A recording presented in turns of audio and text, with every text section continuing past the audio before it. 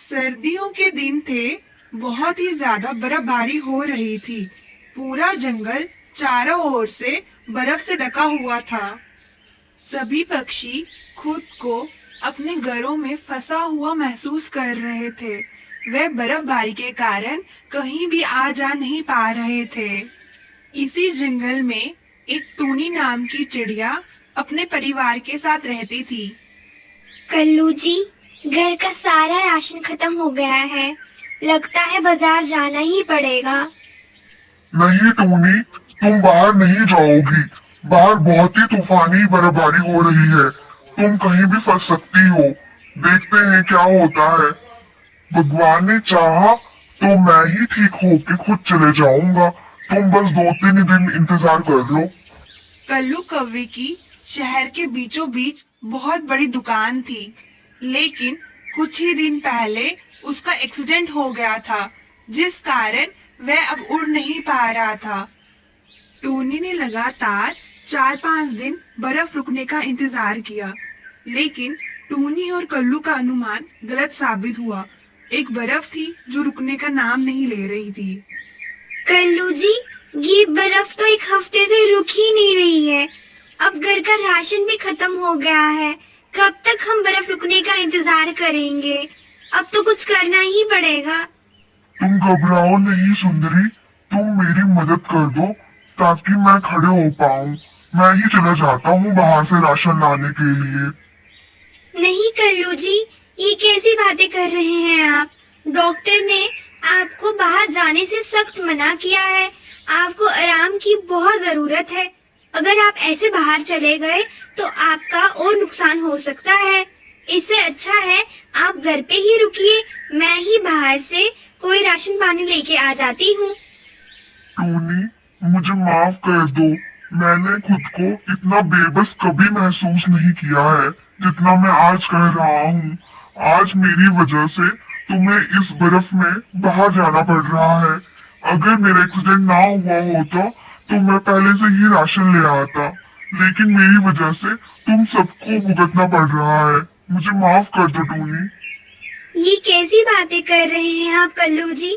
क्या मेरा इस घर के प्रति कोई फर्ज नहीं है? आप तो ऐसे कह रहे हैं जैसे सब कुछ आपने जानबूझ के किया हो। सब तो भगवान की मर्जी है।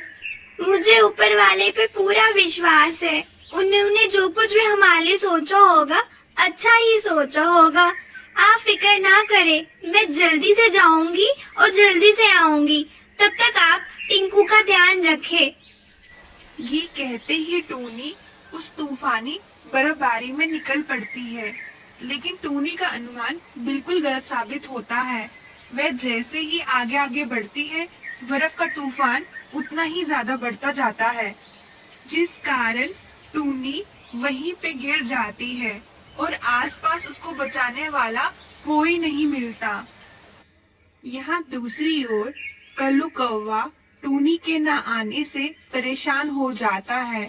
वह सोचता है कि शायद टूनी कहीं रुक गई होगी, तभी उसे घर आने में देर हो गई होगी। पापा, मम्मी कब आएगी? बाहर तो बहुत अंधेरा हो गया है। मम्मी को अभी तक तो आ जाना चाहिए था। तुम घबराओ नहीं टिंकू, मम्मी बस आ रही होंगी। कहीं सामान खरीदने में देरी लग गई होगी, तभी वह अभी तक नहीं पहुंची। कल्लू ने टिंकू को झूठा दिलासा तो दे दिया था, लेकिन वह बेचारा खुद अंदर ही अंदर बहुत परेशान हो रहा था। कल्लू लगातार टूनी का इंतजार करने लगा, लेकिन काफी इंतजार करने के बाद भी टूनी वापस घर नहीं लौटी। कल्लू और टिंकू सारी रात परेशान होते रहे। वह अपने दिल का हाल किसी को सुना भी नहीं पा रहे थे और टूनी को ढूंढने के लिए जा भी नहीं पा रहे थे। वह सुबह का इंतजार करने लगे। कल्लू और टिंकू ने बड़ी मुश्किल से रात गुजरने का इंतजार किया। जैसे ही सुबह हुई, वैसे ही कल्लू ने टिंकू को बंटी के घर भेज दिया और उसे सारी खबर बताने को कहा। टिंकू की बात सुनते ही बंटी सारे जंगल में टूनी की खोज में निकल पड़ा। वह सब जगह टूनी को पुकारने लगा, लेकिन रात को बर्फ का तूफान इतना गहरा था कि उसे टूनी कहीं नजर नहीं आ रही थी। वह सारे दिन लगातार चारों ओर टूनी को ढूंढता रहा। आखिरकार थक हार के बंटी भी वापस कल्लू कौवे के घर आ गया। कल्लू भैया, मुझे माफ कर दीजिए। मैंने टूनी बहन को सब जगह ढूंढ लिया, लेकिन मुझे वह कहीं नजर नहीं आई। जंगल में काफी ज्यादा बर्फबारी हो गई है। बंटी की ये बात सुनकर कल्लू कौवे को बहुत दुख हो गया। उसकी बच्ची कुछ उम्मीद भी खत्म हो गई। सब मेरी वजह से हुआ है। अगर मेरा एक्सीडेंट ना हुआ होता तो मैं खुद राशन लेने जाता। आज मेरी टूनी घर पे होती, सही सलामत होती। पापा, आप परेशान मत होइए। देखना मम्मी जल्दी ही घर आएंगे। मेरी मम्मी बहुत ब्रेव है। आप बिल्कुल फिक्र ना करें। टिंकू और कल्लू अभी परेशान हो ही रहे थे, तभी अचानक से कोई उनके घर में प्रवेश करता है, जिन्हें देखकर उनकी खुशी का ठिकाना नहीं रहता।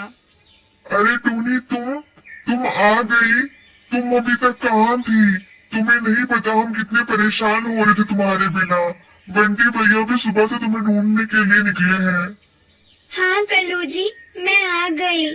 मैं जब कल राशन लेने गई थी, तभी अचानक से रास्ते में तूफान बढ़ गया, जिस कारण मैं वहीं पे बेहोश हो गई। भला हो मीनू बहन का, जिन्होंने समय रहते मुझे वहाँ बेहोश पाया। वह बेचारी मुझे अपने घर लेके चली गई और मैं सारी रात वहाँ बेहोश रही। टूनी, लगता है हमने जरूर पिछले जन्म में कोई अच्छे काम किए होंगे, तभी तो इस जन्म में इतनी बड़ी मुसीबत आने पे भी तुम घर लौट आई हो। टूनी को घर वापस आता देखकर जंगल के सभी पक्षी भी बहुत खुश हुए और इसी के साथ ही कहानी समाप्त होती है।